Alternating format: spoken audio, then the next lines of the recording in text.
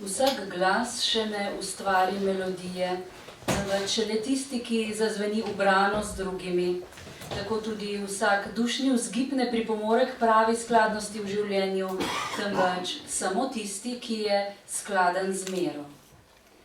S temi besedami Petra Pavla Bergerija starejšega zato k ubranemu uvodu najprej povabimo melodijo.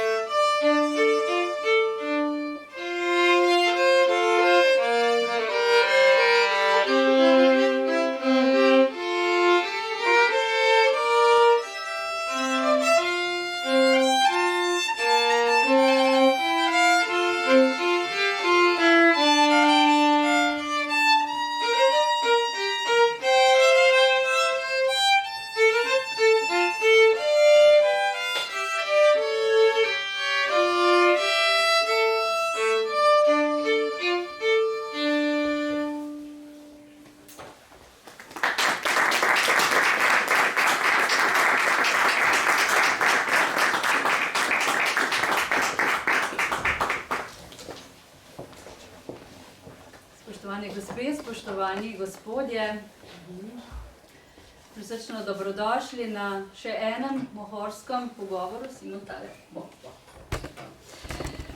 Vergeri opozarja, da je koristno, če izgubo še tako drobnega odmerka časa smatramo za veliko in če s časom ravnamo kakor življenjem ali zdravjem brez nepotrebnega zapravljanja.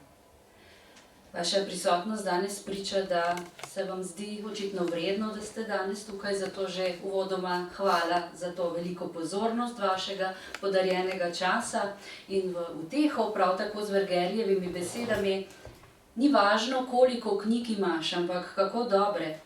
Jasno določeno branje koristi, če pa bereš vse vprek, se samo zabavaš. Glede knjig se ne gre zadrževati pri naključnih avtorjih, temveč le pri najboljših. In eden takšnih je danes med nami. Najprej pa se zahvaljujem violinistkama, ki sta poskrbeli, verjamem, da za ubranost naših dušnih vzgibov, Pavlina Skubic, učenka 7. razreda violine in njena učiteljica Katarina Krapeš iz glasbene šole Matije Tomca Zavoda Svetega Stanislava sta nam v duetu zaigrali slovensko narodno, je pa Davi Slanca pala v priredbi Matije Bravničarja in pa Menuet Johana Heinricha Gutstedta z začetka 17. stoletja. Iskrena hvala obema, sta se že skrili. Tako, mi pa danes skupaj odpotujemo še dlje v zgodovino, torej k Petru Pavlu Vergeriju starejšemu, ki je bil v Kopru rojen tam nekje okrog 1370, umrl 1444, v tem obdobju se bomo danes gibali.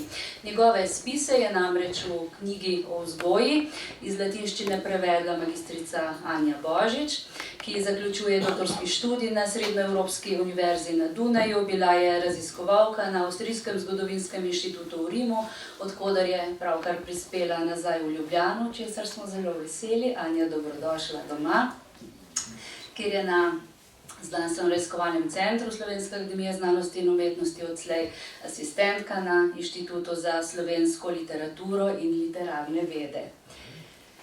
Vergeri, večkrat ga bom danes citirala, danes smo obsojeni na to. Vergeri med drugim piše, da je zmožnost dvomiti prvi korak k učenosti.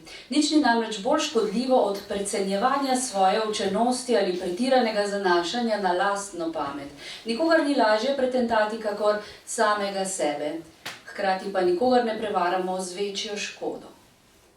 Prav zato k sodelovanju ob znanstvenih knjigah običajno povabimo recenzente. Ob tej knjigi sta bila to doktorica Jadranka Cergor in pa dr. Marko Marinčič, ki ga danes lepo pozdravljam med nami, rednega profesorja za rimsko in grško književnost na oddelku za klasično filologijo Filozofske fakultete Univerze v Ljubljani. Ob izidu vsake knjige povabimo k predstavitvi in k razpravi, tako tudi danes. Vergeri namreč piše, da razprava izostri razum, uri govor in utrjuje spomin. Draga Anja, ime Peter Pavel Vergeri imamo še kar v ušesu. Ampak mogoče bolj z mislijo na Petra Pavla Vergerija mlajšega, ki je živel sicer slabo stoletje kasneje, prav tako rojen v Kopru. Kaj več boš verjetno sama o tem povedala. Ampak vendarle, danes imamo pred seboj humanista, pedagoga, zgodovinarja, ki je med drugim v Firencah poučeval dialektiko. Tudi vse to nam boš, prosim, danes povedala. Zato te kar povabim k besedi, kdaj in kje si se ti srečala s Petrom Pavlom Vergerijem starejšim, ali je on srečal tebe, kako te je nagovoril, zakaj, kako je sploh prišlo do zamisli o tej knjigi, zakaj se ti je zdelo to pomembno za slovenski prostor. Ja, hvala, Tanja. Ja, hvala. Hvala, Tanja, za tako poln dobrodošlice v uvod. Sem počaščena in hvala vsem vam, ki ste tukaj v takem številu. Očitno je zanimanje za humanistično vzgojo, čeprav smo včasih dvomili v to, vseeno se je očitno splačalo pripraviti tako knjigo in ste željni vzgojnih nasvetov. Če začnem, tole je zdaj zelo obsežno vprašanje, no, pa ne začnem mogoče na začetku, torej s to omembo navezave Vergerija starejšega na Vergerija mlajšega in sploh na to povezavo s Trubarjem in tako naprej. Ta povezava je v tej knjigi praktično samo zato, da se imamo na kaj navezati, ker tukaj Slovenci imamo, ali pa vsaj nekateri, ki se ukvarjamo s starejšimi stvarmi, očitno to bolezen, da čutimo željo, da je treba vsako stvar, s katero se ukvarjaš, nekako argumentirati, zakaj je zdaj vredno se ukvarjati z enim avtorjem iz začetka 15. stoletja in zakaj je vredno prevajati njegova dela iz mrtvega jezika in podobno. Zato imamo to potrebo, da to vedno nekam pripnemo na nek kontekst, to je treba narediti v vsakem projektu, ki se ga prijavlja in v vsaki knjigi, ki se jo prijavi na JAK in podobno. Tudi to je ta navezava. Mogoče je pa želja te knjige, da poudari, da je mogoče to nepotrebno in da je samo po sebi dovolj dobro, da jo tukaj imamo in da so to avtorji, o katerih moramo govoriti. In tudi ta prostor, torej Koper, odkuder je Vergeri izhajal, je lahko sodi v okvir naših raziskav, čeprav je mogoče v tistem času, ko je Vergeri živel, sodil pod drug prostor, drugo državo, to je bila takrat Beneška republika. In nažalost je dan današnji tako, da se vse te obrobne avtorje potem kar nekako ignorira, ker če nimajo veze z nečem slovenskim ali pa če niso pisali v slovenščini, je to v veliki meri prezrto. Kar je škoda, ker zaradi tega zamujamo en kup zelo zanimivih stvari in vzgojnih nasvetov. Ampak zdaj moramo dokazati, da je ta avtor res vreden tega, zato mogoče najprej samo nekaj besed o njem, preden pridemo na celo zgodbo v ozadju te knjige. Torej, povedati na kratko, kot vedno pravimo za humaniste, njihovo biografijo je težka, zahtevna naloga. In to predvsem zaradi tega, ker so to take velike in osebnosti, ki so bile v tistem času zelo mobilne. In je težko slediti njihovi življenjski poti, težko je to na kratko opredeliti in zapisati tak lep življenjepis, kot ga imamo dan današnji, se rodil, študiral, se zaposlil, ampak je tega veliko več. Dodatna težava pri tem je pomanjkanje virov, ker so to seveda precej oddaljeni časi in ne moremo vedno in seveda ni vedno vse zapisano. Najpomembnejši vir informacij za Vergerijevo biografijo so njegova pisma, vendar pa je tukaj spet dodaten problem, ki je to, da med humanisti pisma niso vedno najbolj zanesljiv vir objektivnih informacij. Pisma so namenjena samoupodabljanju, veliko je v njih retoričnih sredstev in podobno, zato vsemu ne gre natančno verjeti. To je ena stvar, druga težava pa je to, da mogoče pisem za kakšno obdobje ni. In ravno to se zgodi pri Vergeriju, namreč njegova življenjska pot, vsaj v začetku, je na podlagi teh pisem dokaj dobro dokumentirana, seveda veliko manj kot od kakšnih še večjih, pomembnejših humanistov, ki so bili mogoče na višjih funkcijah, recimo papeži ali podobno, kot smo se že srečali z njimi nedavno nazaj. Ampak potem pa ta pisma na določenih trenutkih kar izginejo. Tanja že omenila, da je Vergeri da je Vergeri svojo življenjsko pot končal popolnoma drugje, čisto na drugem koncu, namreč v Budimpešti. In torej njegovo življenje do takrat je še dokaj dobro dokumentirano, po tistem času pa popolnoma izgine kakršnakoli sled za njim in ne vemo, kaj se je potem dogajalo, ko je odšel tja. Zato to ostaja skrivnost, lahko pa povemo vsaj nekaj malega o teh njegovih začetkih, ki pa jih še imamo. Torej, kot rečeno, Vergeri se rodi v Kopru nekje okrog leta 1370. Tudi to je predmet razprave in so različni italijanski zgodovinarji pisali cele debate o tem, katero je to leto rojstva. Kogar bo zanimalo, imamo lepo v spremni besedi vse to našteto, ampak zdaj mogoče ni pravi trenutek. Zato otroštvo je preživel potem v Kopru in to njegovo otroštvo, kot sam večkrat tudi omenja v pismih, je bilo precej burno. Namreč to je bil čas hudih vojn in spopadov med Beneško republiko in Genovo, oni so se med sabo neprestano borili za prevlado pomorsko in v Vergerijevem otroštvu so celo napadli Genovežani Koper in ga opustošili in Vergerijeva družina je morala pobegniti v Čadat. Zdaj, lahko se to sliši nek minoren podatek, ampak za njega je bilo to precej usodno oziroma to res velikokrat omenja v svojih pismih. Pomembno je pa tudi zato, ker potem Vergerijeva družina preživi 2 leti v Čadadu, potem pa se vrne nazaj v Koper, pa vendar se vrnejo precej drugačne razmere, so obuboženi, oblast jim ni naklonjena, ker so zbežali in podobno. In kasneje se Vergeri tega spominja, tako v pismih, kot sem rekla, kot tudi v svojih drugih delih. Posebej pomembni so pri tem njegovi govori, ki jih piše v čas svetemu Hieronimu, pa bom do tega še nekaj kasneje prišla, ampak te govore Vergeri začne pisati ravno zato, ker pripisuje Hieronimu to rešitev, da je družina lahko prišla nazaj v Koper, da jih je svetnik rešil pri tem. No, in zato je to precej taka formativna izkušnja za njega, vsi ti napadi. In tudi vsakokrat, ko nazaj se ozira na Koper in na svoje otroštvo, ga ne opisuje pozitivno, precej negativno, ampak to seveda lahko povezujemo jasno s tem, da njegovo otroštvo potem ni bilo več tako prijetno. No, ampak ni dolgo ostal v Kopru, potem je odšel v Italijo na to klasično pot šolanja kot večina humanistov, učenjakov v tistem času, po različnih univerzah.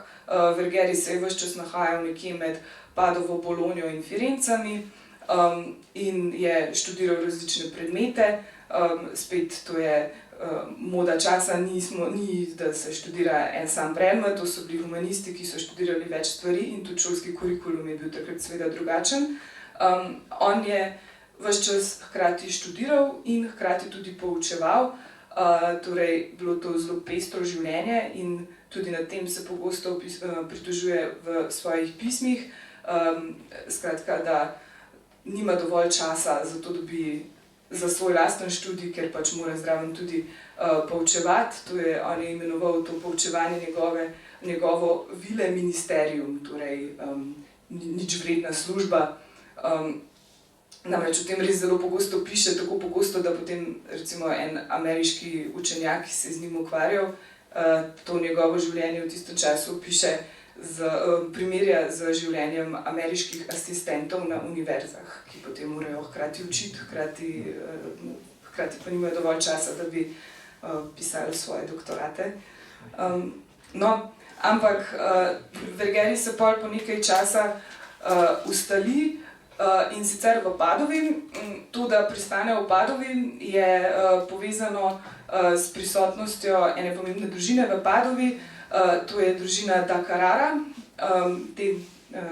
Družina da Carrara je bila ena od teh pomembnih plemiških družin, ki je v tistem času nekako vladala Padovi, to je ta čas italijanskih mestnih državic, ko nekako je v vsaki od tej državic uveljavi nek vladar in je to že praktično podobno kot neki monarhiji, te vladarji gojijo kulte osebnosti in podobno.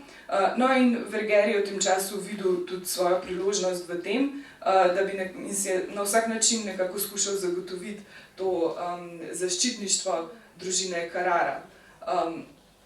In to je počel tako, da je pisal slavilne govore za to družino.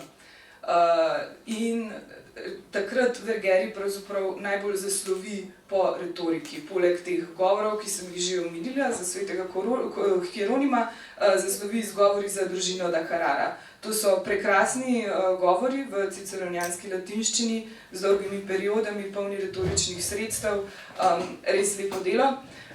Pa danes vse ostaja v latinščini, nič prevedeno, še celo v italijanščino, ne, ali pa kaj podobnega, da to je še vse delo za prihodnost. No, ampak to obdobje v Padovi je bilo nekako za Vergerija izredno plodovito. Takrat začne s pisanjem del, ki jih tudi danes poznamo, mogoče pa, da ne bomo omenjali manj vrednih del, a ne, lahko ga povežemo še z enim slavnim imenom, da ne bomo ga samo s Strugarjem preveč nadaleč povezovali, in to je Petrarka, Francesco Petrarca. Namreč tekom te svoje študijske poti Vergeri pride v stik z pomembnim firenškim učenjakom Colucciom Salutatijem, in Salutati je imel pri sebi rokopis Petrarkovega epa Afrika. Zdaj, za tiste, ki še niste bili podvrženi mojim govorom v zvezi s Petrarkovim latinskimi spisi, naj povem, da seveda Francesco Petrarca, ki ga najbolj poznamo kot sonetista, je pisal tudi v latinščini, napisal je ogromen opus pisem, poleg tega pa je sam za svoje največje delo štel ep Afrika v latinskem heksametru. Ampak tega epa ni nikdar izdal. In ta ep je potem ostajal pač v rokopisni obliki in je krožil med temi humanisti, in oni so se ga na vsak način trudili popraviti, izdati na kakršenkoli način. No in med drugim je prišel v roke tudi Vergeriju, in Vergerij se je potem več let trudil, da bi ta ep spravil v neko izdaljivo obliko, ampak do tega nikdar ni prišel. Pa pravijo, da največji problem, ki je bil s tem epom, je bil to, da so bili heksametri preveč pravilni, torej v bistvu, da je Petrarca preveč po pravilih pisal te svoje heksametre. No, ampak zanimivo pri tem je, da Vergerij pač v tistem času napiše tudi Petrarkov življenjepis, in pa tudi nekaj fiktivnih pisem, ki so odgovarjala na Petrarkova pisma. Namreč to omenjam samo zato, ker imamo Petrarkova pisma tudi v slovenščini, in ta Petrarkova pisma so naslovljena na različne antične avtorje, med drugim tudi na Cicerona. To so popolnoma fiktivna pisma, ki so pa bolj v smislu neke literarne vaje, ampak Vergerij vstopi v ta svet Petrarkovih pisem antičnim avtorjem in potem sam v imenu Cicerona odpiše Petrarki, ki je pisal Ciceronu. No, morda samo za ponazoritev, kakšne literarne vaje in kakšen je bil ta svet humanistov, ne. Oni so živeli s temi antičnimi avtorji, kot da so živi. Pa se vrnemo zdaj nazaj k Vergeriju v Padovo. Ni ostajal ves čas v Padovi, a ne, kot rečeno, on se je zelo veliko gibal, med drugim se je vmes za eno leto je odšel v Firence in se učil grščine. Grščina med humanisti je veljala za napol nedosegljiv jezik še v Petrarkovem času, potem pa z prihodom bizantinskih učenjakov v Italijo, predvsem spričo osmanskih upadov proti Konstantinoplu, se to spremeni in kar naenkrat je v Italiji več teh bizantinskih učenjakov, ki si sicer prizadevajo predvsem za to, da bi si od zahodnjakov zagotovili pomoč proti osmanskim upadom, pri čem so dokaj neuspešni, hkrati pa jih vsi te italijanski učenjaki rajši izkoristijo za to, da se od njih učijo grščino. No in eden od takšnih je bil tudi Manuel Chrysolorus, ki je imel svojo šolo grščine v Firencah in tudi Vergerij se je pri njem učil grščino. Kar je pomembno, ker v tistem času ni bilo veliko ljudi, ki bi dejansko obvladali grščino, tudi ta stopnja njegovega znanja grščine ni popolnoma jasna današnji, ampak v tistem času je veljalo to za izredno odliko, no, da se človek uči grško in jo obvlada, no, še tudi danes. No, torej Vergerij še vedno je v Padovi. V Padovi potem napiše tudi to svoje delo, o katerem bomo potem govorili, o plemenitih navadah in izobrazbi mladih. In tudi to delo je povezano prav s tem njegovim izobraževanjem pri tem bizantinskem učenjaku. Namreč ni se učil pri njemu samo grščine, ampak se je učil tudi različnih teh vzgojnih načel, ki so bili del te bizantinske oziroma predtem grške celostne vzgoje, ki rečemo paideia. Ampak to pustimo za potem. Če nadaljujemo potem z Vergerijem, v Padovi on ostane do približno leta 1405, potem pa odide v Rim. Zakaj? To je lahko aktualiziran nauk, zato ker se družina Carrara v tistem času, namesto da bi še naprej podpirala umetnike, pisce in kulturo, se začne ukvarjati z širitvijo, z vojskovanjem in kar naenkrat jih kultura ne zanima več in takrat iz Padove odide ogromno takih učenjakov, kot je bil Vergeri. No, ker se pač morajo umakniti.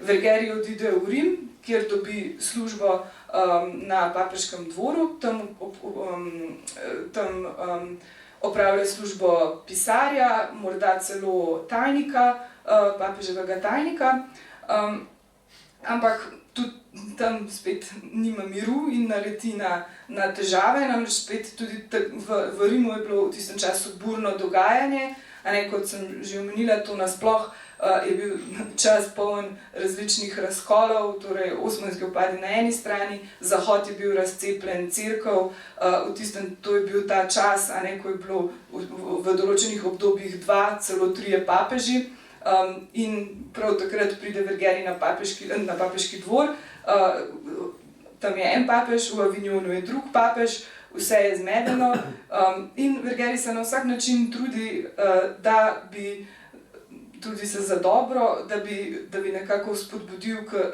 cerkveni reformaciji, k združitvi. O tem napiše tudi več spisov, ki so žal tudi vsi neobjavljeni. Ampak on zelo podpira to, da treba je razrešiti cerkveno shizmo, treba si je nazaj se združiti in podobno, kar pa ni bilo vedno dobrodošlo na papeškem dvoru. Namreč vsaj del bolj tradicionalistično usmerjenih kardinalov so se na vsak način trudili, da bi ohranili svoj prestiž, oblast in podobno, zato Vergeri kmalu pade v nemilost tam na dvoru. In to do te mere, da nanj celo izvedejo atentat. In takrat, ki je sicer bil po nesreči, naj bi bil po nesreči, ker so verjeli, da spletkari, ampak v resnici ni. Ampak v tistem času se mora umakniti iz papeškega dvora in odide nazaj v Koper. V Koper se je sicer tudi večkrat prej vrnil, predvsem med počitnicami, študijskimi in podobno, in če se je v Italiji našel v kakšnem mestu, kjer je bila kuga, se je tudi potem umaknil domov.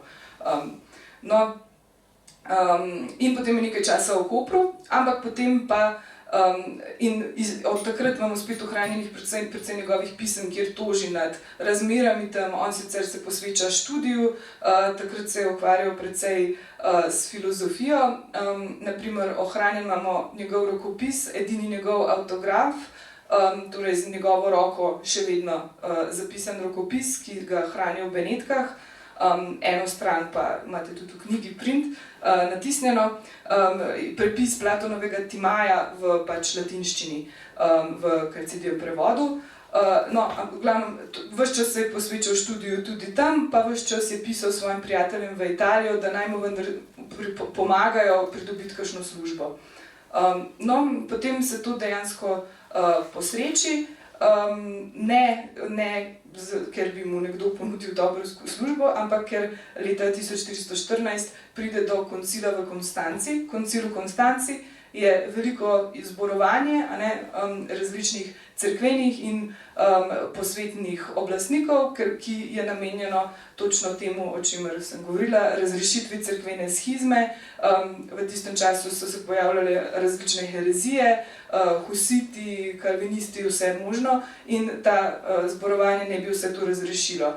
In na to zborovanje potujejo tudi različni učenjaki, predvsem v službi različnih teh oblastnikov, da bi so bili njihovi tajniki, govorniki in podobno. In tudi Vergeri odpotuje tja. Na koncilu v Konstanci je bil dokaj, po eni strani dokaj uspešen, še bolj zaslovi kot odličen govornik, vendar nažalost spet na napačni strani, spet na tej strani, ki spodbuja k reformaciji, pa žal neuspešno. Je pa imel Vergeri takrat drugo srečo, namreč zaradi izrednih govorniških spretnosti pade v oči samemu organizatorju koncila, torej cesarju Sigismundu Luksemburškemu, ki je takrat živel na Ogrskem dvoru, kasneje pa potem 1433 postane celo cesar Svetega rimskega cesarstva, in ga povabi k sebi na dvor. Ta dvor seveda je bil v takratni Budi v današnji Budimpešti, Vergeri odide z njim, potem pa ne vemo več, kaj se je z njim tam dogajalo. Ohranjena so različna pisma, opravljena bi službo, ki se je takrat reklo referendarius, to je bil na nek način deklica za vse, od cesarja, pa vendar na tem višjem nivoju, od tajnika do pisca, do prevajalca. Namreč predstavljati si moramo, da je bil pač Vergeri izobražen humanist iz Italije, doštudiral je vse možne predmete in imel je ogromno enih sposobnosti, ki si jih je pač cesar trudil na vsak način izkoristiti.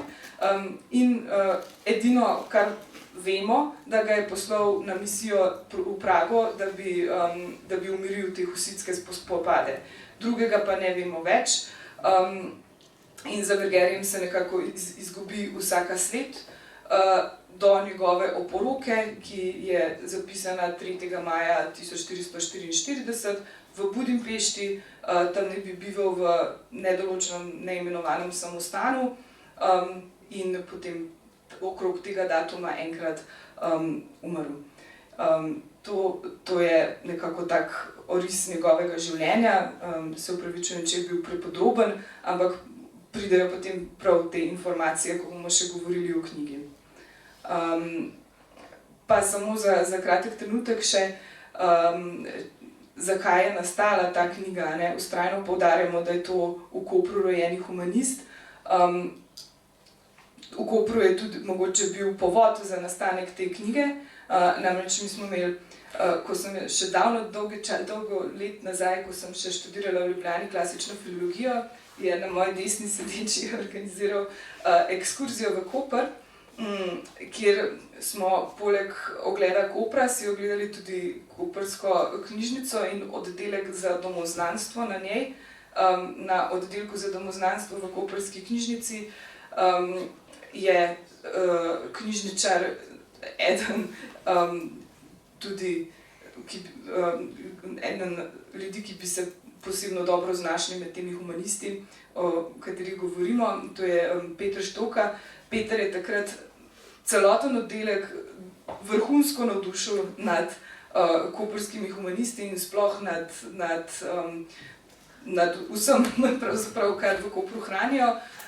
In to do te mere, da ko smo prispeli potem nazaj na Ljubljano, v Ljubljano se je naš oddelek kar nekako zorganiziral, da mi bomo pa zdaj prevedli Vergerijevo komedijo Pavlus. Ne vem, pa sem mogoče jaz prisilila ljudi, da so se začeli ukvarjati s tem. V glavnem, oddelčna pobuda je bila, da smo dobili to komedijo in jo tudi uprizorili. No, komedijo, ki je tudi v tej knjigi, in mislim, da so tudi nekateri prisotni tukaj pri tem sodelovali. To je bil čudovit projekt, no, ampak tako daleč segajo pravzaprav začetki te knjige. Namreč, ker sem se potem začela ukvarjati z Vergerijem in prevedla tudi njegove govore in ta vzgojni traktat, to je nekaj časa ležalo na računalniku, dokler potem se nismo naposled odločili, da bi bilo pa vseeno fino to izdati. In še zadnja malenkost v zvezi z Vergerijem, njegovih portretov nažal ne boste našli, torej vse, kar lahko, si ga lahko predstavljate zdaj iz teh besed. Edini njegovih portret, ki je na voljo, je pa tukaj na knjigi, to je v iniciali, v rokopisu prav tega dela o vzgoji, no, ki je preveden. Hranijo ga v Oxfordu, v Bodleian Library, in to je praktično edini portret, ki sploh obstaja. Kaže pa, če se nahaja on v iniciali prav tega dela o vzgoji, a ne da to je bilo delo, s katerim so ga povezovali. On se je res proslavil. Ime Peter Pavel Vergeri je ime, ki je povezano vzgojo med humanisti. Učbenik mladinske moralne vzgoje si nekje zapisala, ne? Pa preden greva k vsebini, mogoče profesor Marinčič, ne vem, če bo še kaj za dodati, a je veliko povedala. Ampak ko ste ravno tukaj, torej Peter Pavel Vergeri velja za utemeljitelja humanistične vzgoje, je eden prvih avtorjev, ki je oblikoval temeljne smernice humanistične pedagogike. Ne glede na to, ali kako danes gledamo na to, ne, ali njegove nauke razumemo kot preveliko poseganje v človekovo svobodo ali kot nadvse sodobne. Na tem mestu mogoče njegov kratek citat, kako gleda na mlade, pravzaprav zelo navdihujoč. Takole piše: Številni mladi so že po naravi obdarjeni z bliskovito dojemljivostjo in izvrstno prodornostjo pri raziskovanju, zato lahko tudi brez posebnega znanja razpravljajo o najbolj zapletenih temah ter podajajo kar najbolj tehtna mnenja. Če pa to naravno silo podpre še znanje in utrdi vzgoja, lahko postanejo res izvrstni možje. Zelo spodbudno, zelo lepo. Torej, te knjige v prvi vrsti seveda nismo prevedli kot vzgojni priročnik, ampak kot delo izjemnega humanista.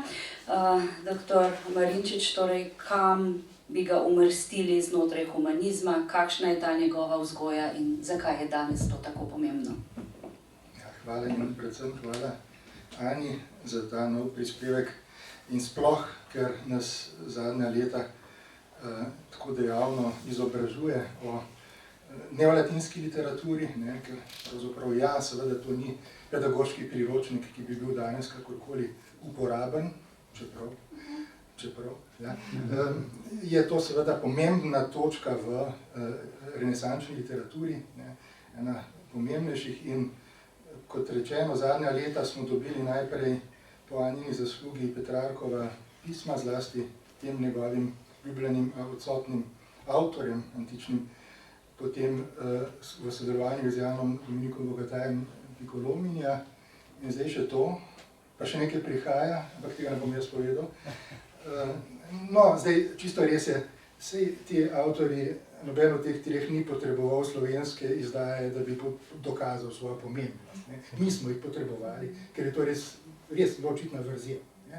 Zelo očitna vrzel, malo so se ukvarjali in starejši in mlajši kolegi s tem področjem, sploh s prevajanjem teh tekstov.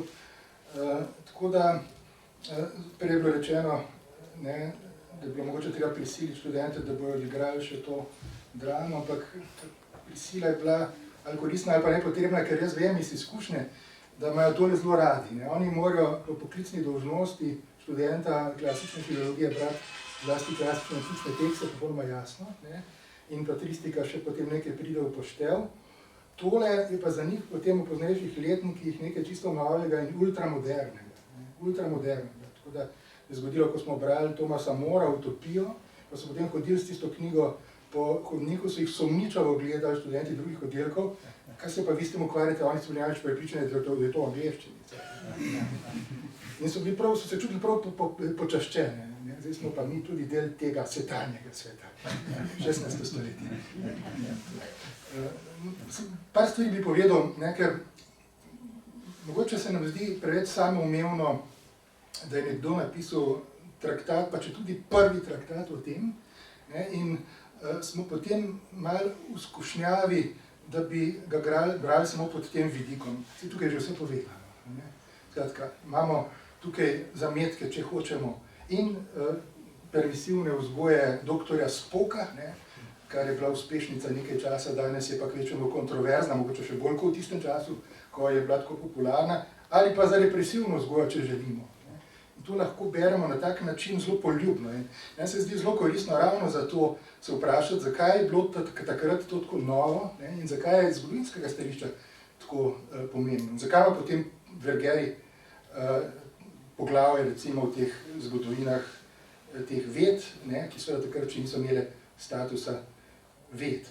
Nas pa lahko zanima zaradi širšega intelektualnega konteksta, še bolj kot zaradi tega. Najprej tole, tukaj imamo naslov, ki je moral biti svobodno preveden, ker če bi bil zelo natančno preveden, bi zelo grdo zvenel. No?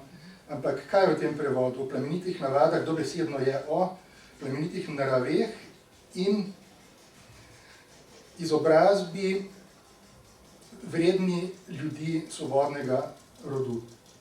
Sprav, jaz dosti natančno najprej ločeno to dvoje, kar bi danes imenovali vzgoja pa izobrazba. Najprej strogo ločeno, zato da je potem lahko spojeno. In to je prvič, tukaj. Nam je to skoraj krilatica, skoraj malo pusto, birokratsko zveni vzgoja in izobraževanje, ampak to je prvič tukaj, konceptualno ločeno in združeno. Oboje naenkrat se zgodi na tej točki. To je samo prvo. Drugo, kar je, humanistična izobrazba, v kakšnem smislu humanistična, kaj s tem sploh mislimo.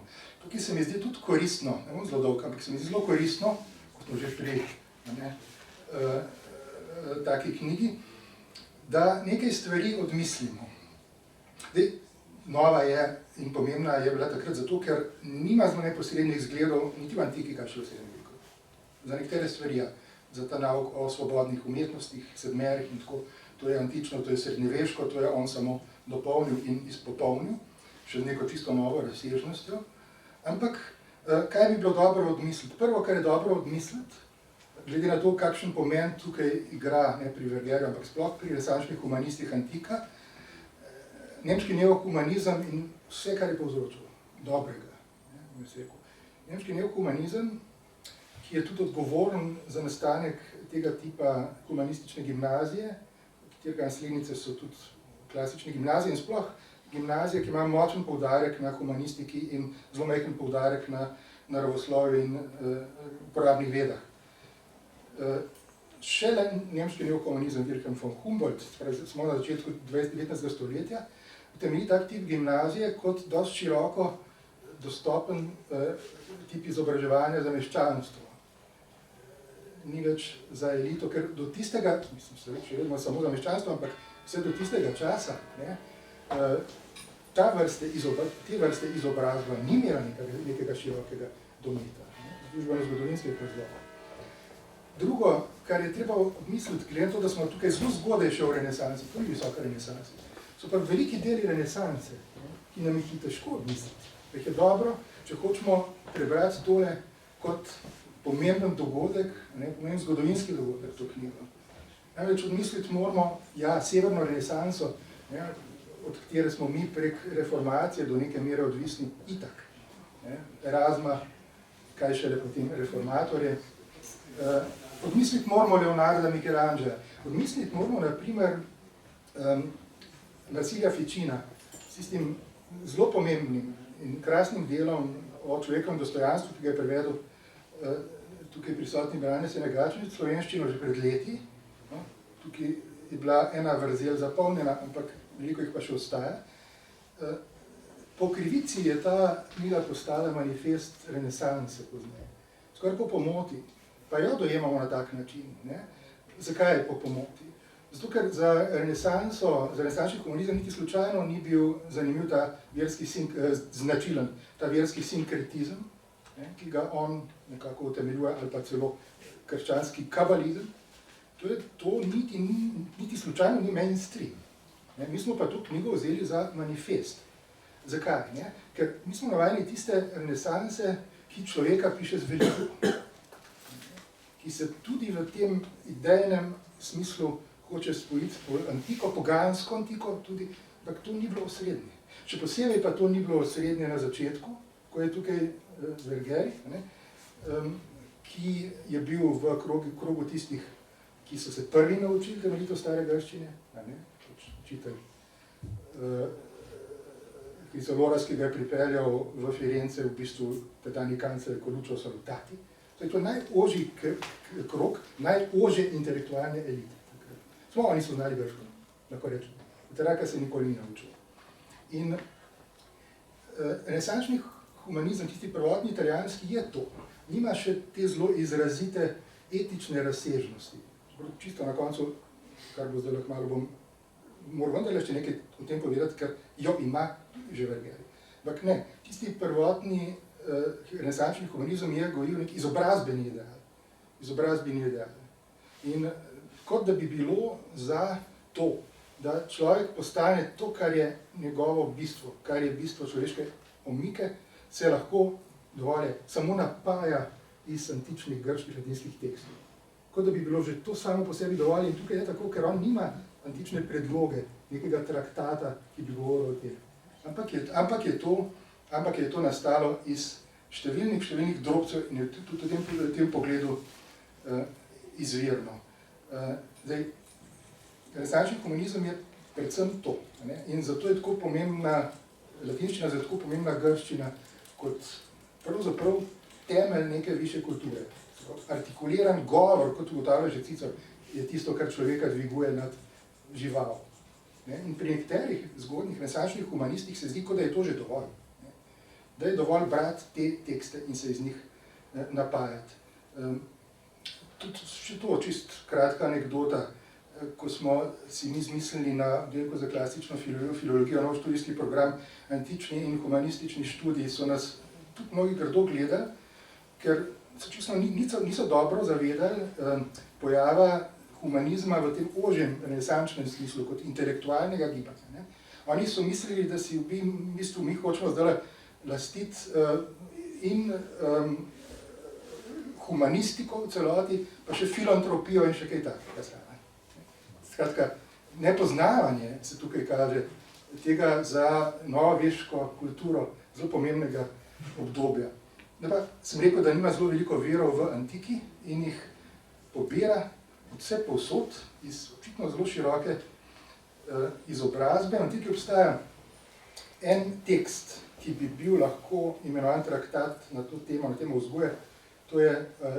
To je besedilo pripisano življenjepiscu Plutarhu, iz katerega je ogromno pobral. Kot se potem vidi tudi iz teh zelo natančnih opomb, kje in kaj in velikokrat veliko idej in celih pasaž je pobral od tam. Ampak to je edini antični tekst, pa še en je potem, ki pa ni bil tako pomemben, vsaj za to delo ne, ki ga je lahko uporabil kot neposredno predlogo. Ker ga je verjetno se z njim srečal prek svojega učitelja grščine, takrat edinega in prvega, Manuela Hrizolorasa. Ta vpliv se pozna. Sicer je pa to nabrano, pač v duhu teh renesančnih humanističnih idej od vse povsod in slutimo, da je zadaj v resnici kot glavna avtoriteta Cicera.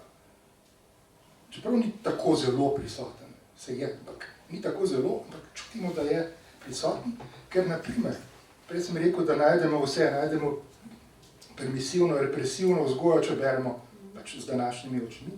In tam je recimo eno znano mesto, kaj recimo pravi, stvari, ki nam pač učinkujejo moderno, ampak tole recimo, kar bom zdaj povedal, je tudi pobral pri Plutarhu, da morajo mladi se intelektualno ukvarjati s stvarmi, ki jih res zanimajo.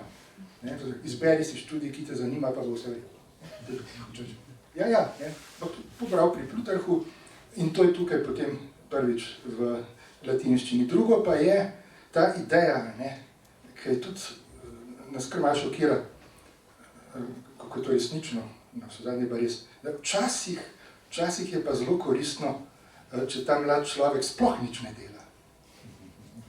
Pa da se sprehaja po plaži, pa nabira školjke in polže, ali pa se ukvarja s kakšnim ne preveč škodljivim športom, nikakor ne s kockanjem, to ne, ker je povezano s pohlepom, ampak karkoli takega, čisto brezdelje.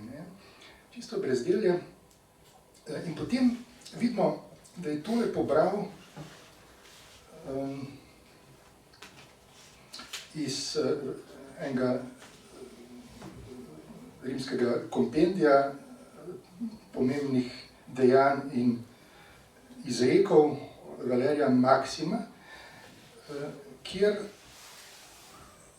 je govor o tem, sicer govori o politikih, pomembnih intelektualnih osebnostih stoletja pred njim samim, ki jih je razumel kot začetnike neke nove, z grštvom prepojene humanistične kulture. Pravi, Scipiona in Lelija, preslavno dvojico pristnih prijateljev, je združevala tako vez prijateljske ljubezni, kakor tudi vse njune skupne vrline. In kako sta z enakimi koraki prehodila pot javnega življenja, tako sta se družno predajala duševnemu oddihu. Znano je namreč, da sta med potepanjem po obalah Kajete in Laurenta nabirala školjke in morske polže. Publik Kras je pogosto izjavljal, da je to slišal od svojega tasta Sevole, ki je bil Lelijev zet. Tak drobec je pobral in mu dal neki idejni naboj, celo nek vrednost pedagoškega nasveta, pri čemer je to res samo drobec. In veliko takih drobcev je, ki jih je on nalovil iz antične zlasti, seveda latinske, ampak tudi grške literature, in jih potem povezal v neko novo celoto, ki pa je prvi primer traktata na to temo.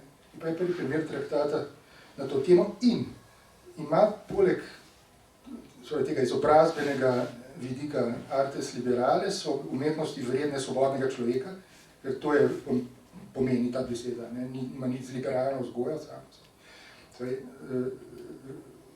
vede umetnosti povezane, primerne svobodnemu človeku, svobodnega rojstva pravzaprav, ker tukaj ne gre za neko zelo široko občinstvo, ampak za vzgojo prestolonaslednika. Ampak drugo, kar je pa plemenite naravi. Tukaj pa dobi ta v osnovi izobrazbeni ideal neko zelo očitno etično razsežnost. Mogoče bi bilo dovolj o tem. Hvala lepa. O tem, a so ti vzgojni nasveti res sodobni ali zastareli ali permisivni ali kakorkoli, vam bomo debatirali naslednjič, ko se dobimo, ko knjigo vsi preberete. Prevzgojeni. Do takrat pa samo nekaj spet njegovih kratkih misli. Pravi takole: filozofija uči, čemu naj sledimo in česa naj se ugibamo, zgodovina pa prinaša vzore obojega. Ali pa: le tisti, ki so se utrdili skozi napore, lahko napore tudi vzdržijo, in kdor je k temu navadil telo in dušo, ju bo po potrebi spretno zoperstavljal vsem nevarnostim in preizkušnjam. Ali pa: medtem ko si nesvobodni za glavni cilj postavijo dobiček in naslado, si namreč plemeniti prizadevajo za vrlost in dostojanstvo. Že Vergeri pa recimo citira Platona, da je težko in nadvse hvalevredno živeti pravično med tolikšno svobodovoljnostjo in grehom. Ali pa: že od mladih nog se je treba privajati na to, da bomo kasneje zlahka krotili mladostne vzgibe in znali presoditi, da ni vedno vredno storiti vsega, kar nam dopuščajo naše zmožnosti in okoliščine. Kako sodobno. Anja, preden dava besedo publiki, sem prepričana, da bo nešteto vprašanj. Da najprej knjigo poveževa, torej o vzgoji smo dali naslov, vsebuje pa pravzaprav 3 dele, tako v 3 stavkih, kaj in zakaj.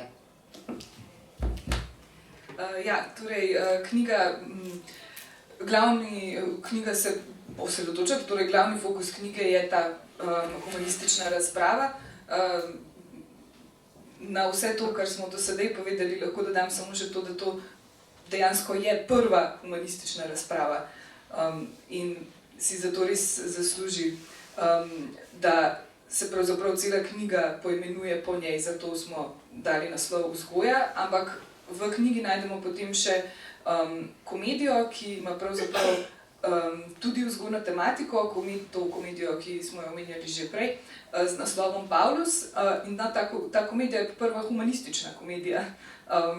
Zakaj spet to poudarjamo? Tudi zato, ker v resnici spet edina komedija, ki je bila predtem napisana po srednjem veku, je Petrarkova komedija, torej Francesco Petrarca je pisal tudi komedije, ampak se ni ohranila, ker je bil tako nezadovoljen z njo, da jo je celo sežgal, ko se je potem srečal z Terencijevimi rokopisi in ugotovil, da nikakor ne more doseči antičnega komediografa. No, in potem za njim prva ohranjena komedija, ki jo imamo, je ta komedija Pavlus.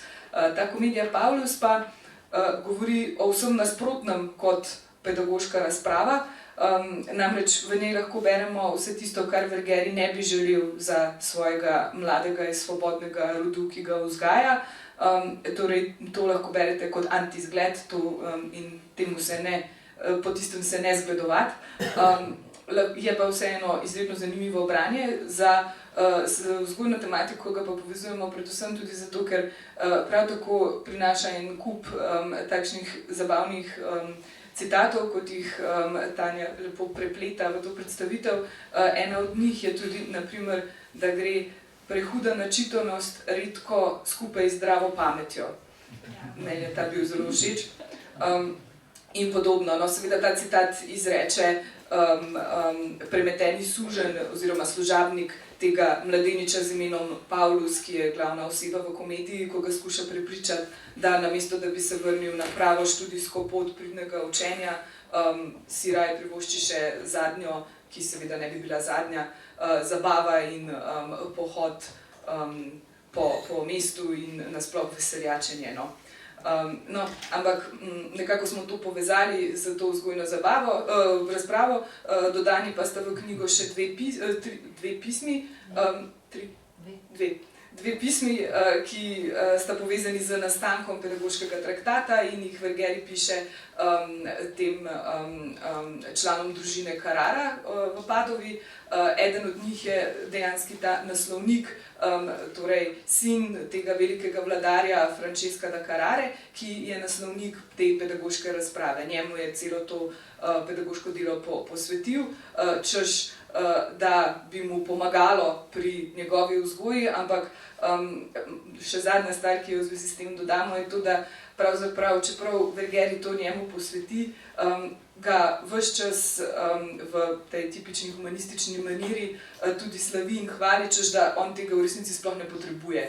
Namreč ta mladi plemič je že sam po sebi tako zelo naravno nadarjen, da mu takšni vzgojni nauki sploh niso potrebni, ker če bo zgolj sledil svoji naravi, bo že izpolnil tisto najvišje, kar lahko izpolni.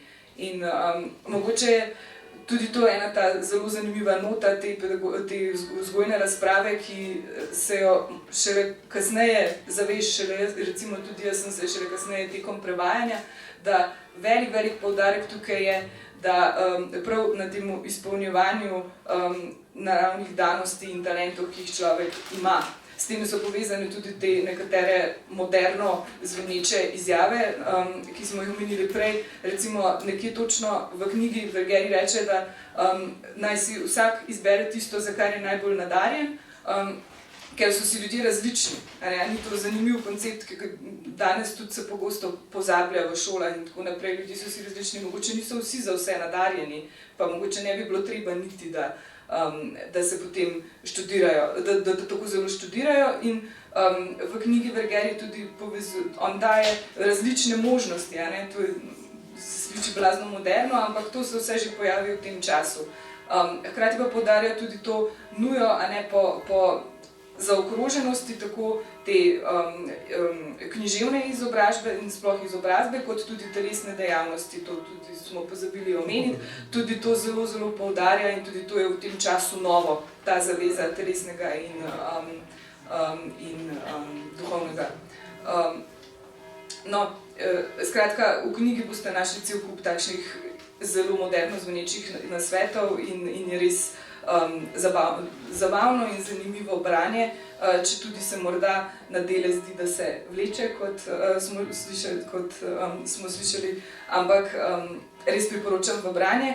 In še nekaj, kar je v njej, je pa nabor raznih slik, ki bojo potem še dodatno postavile v kontekst vse to, kar smo govorili, recimo različni seki iz rokopisov, kjer je to ohranjeno in takšne podobne zadeve, v glavnem res zelo z Vergerijem in njegovimi deli povezana knjiga. Hvala lepa. Zdaj pa vas povabim k besedi s kakšnim komentarjem, vprašanjem za oba gosta ali pa o vzgojnih nasvetih.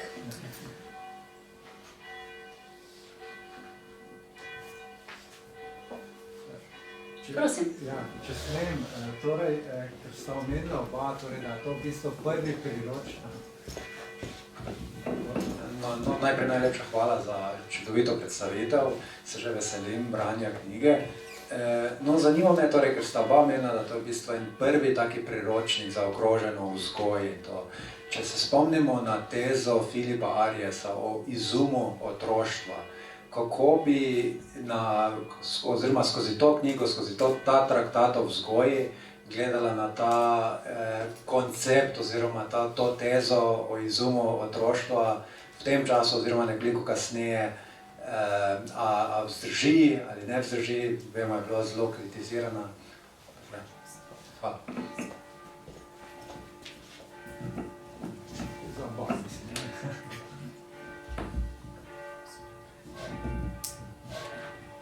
Mogoče še nekaj, česar nismo omenili, kaj ta knjiga v osnovi je. Ta knjiga je posvečena prestolonasledniku. In avtor se je seveda v veliki meri moral na to ozirati. Skratka, tudi on sam je bil v mnogih pogledih odvisen v tistem času od Padovskega dvora, če mu tako rečemo. In zdaj, jaz mislim, da v takem smislu Vergeri ni iznašel ničesar, ničesar tako velikega, pa če se s tisto tezo strinjamo ali pa ne. On pač predpostavlja tega mladeniča, jasno, moškega spola, ki pa je v njegovem primeru po vrhu dejansko namenjen za naslednika. In tudi to je važna okoliščina, ki je zelo določujoča. Hočem reči, da je njegov namen tudi zelo konkreten in zato malo pragmatičen, ker prej omenjen Plutarh recimo vidi cilj, vidi tisti zadnji vrhovni cilj ukvarjanja sploh s knjigami v filozofiji. Tukaj si mora pa malo mejo postaviti ta avtor, ker je vendarle njegov naslovnik znan in ne bo imel tako visokih ciljev. Pač pa so pomembne tudi vojaške discipline in tudi iz tega razloga je pomemben tudi šport. Skratka, mogoče so ti konteksti zelo važni. On ni imel namena proizvesti neke nove ideje, nekega novega koncepta, kar se tiče teh starostnih faz. Imamo pa opraviti tukaj ne z otrokom, s takim, ki že ima učitelja. Ja, mogoče samo za potrditev tega, da to je v bistvu manifest, tukaj je združitev pač naukov, to je bilo napisano z namenom kar nekega manifesta, da on pač opredeli ta svoj pogled na izobrazbo človeka in eden od morda, kako se to odraža že celo med njegovimi sodobniki, recimo kasneje Vergeri dobi pismo od enega drugega humanista, ki je bral to delo in v pismu njemu zapiše, da ko je to bral, se mu ni zdelo, da je to neko delo za nekega mladeniča, ampak da že popolnega moža izobražuje za vse v življenju. Tako, to je v bistvu samo strnitev njegovega prepričanja v to, kako mora biti.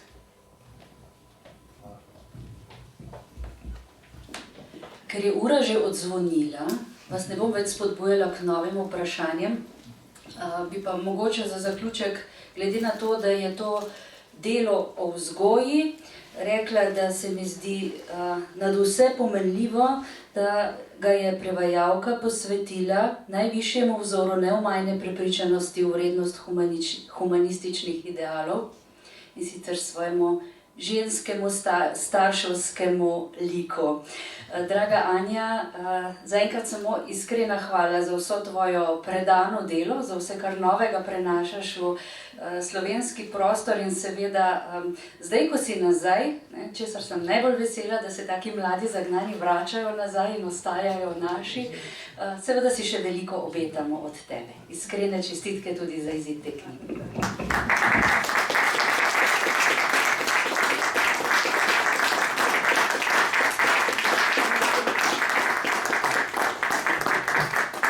hvala lepa, seveda tudi dr. Marinčič. Vse vas vabim, da ostanete, še poklepetate, seveda kaj vprašate.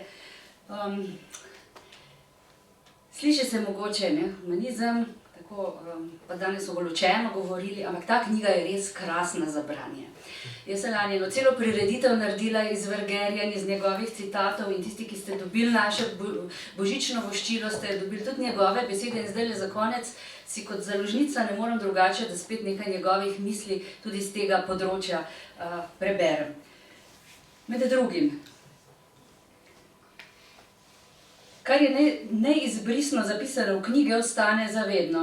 Le še slika ali kar je izklesano v marmor ali ulito v kovino lahko morda doseže podoben učinek.